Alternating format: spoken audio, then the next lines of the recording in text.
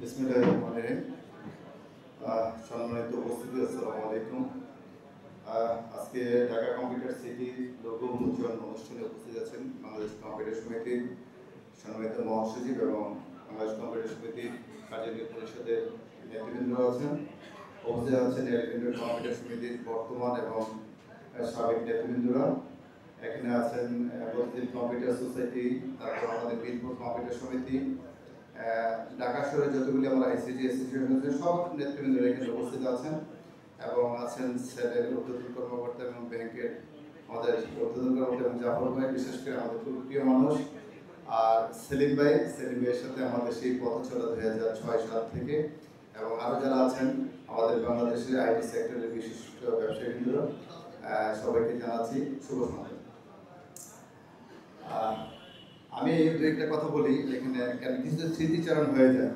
যেমন 2006 সালে যখন আমরা মাল্টিপ্ল্যান সেন্টার করি, তখন এলিফ্যান্ট কম্পিউটার সমিতিতে আমি জয়েন্ট সেক্রেটারি ছিলাম, হাজারি বলে গেছেন, হাজারি ট্রেজারার ছিলেন, এবং মাল্টিপ্ল্যানের পক্ষ থেকে ছিলেন আমাদের সেলিম ভাই, এবং মাল্টিপ্ল্যানের চেয়ারম্যান ছিলেন আলী ভাই, ছিলেন মুসাফ আলী সাহেব ছিলেন।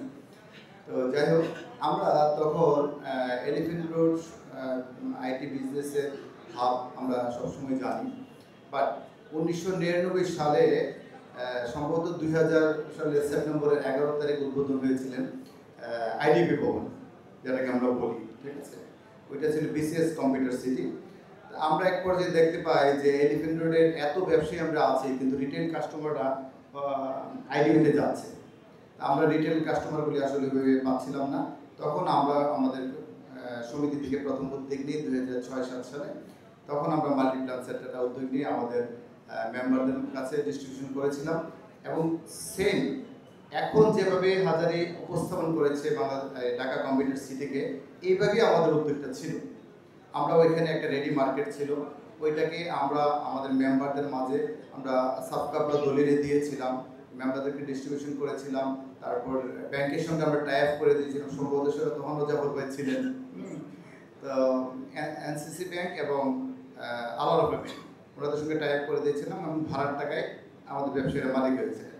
তো ইনশাল্লাহ আল্লাহ চাইতো আজকে আমরা সারা বাংলাদেশ এবং পৃথিবীর যে প্রান্তেই বাঙালি মানুষ থাকুক না কেন, আমার মনে হয় যে কেউ নাই যে মাল্টিপ্ল্যান সেন্টারটা আসলে চিনে না।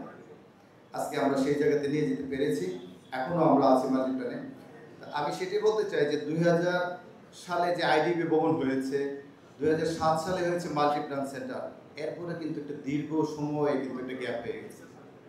তার মানে এখন কিন্তু একটা মার্কেটের ডিমান্ড রয়েছে, আইটি সেক্টরে কিন্তু একটা মার্কেটের ডিমান্ড রয়েছে, এবং যে পরিমাণে আইটি ব্যবসায়ীরা আমাদের অনেক বৃদ্ধি পেয়েছে, সেক্ষেত্রে আমি মনে করি যে একটা সময় উপযোগী একটা সিদ্ধান্ত নিয়েছে, এবং এখন একটা ডিমান্ড ওভারঅল ঢাকার ভিতরে রয়েছে।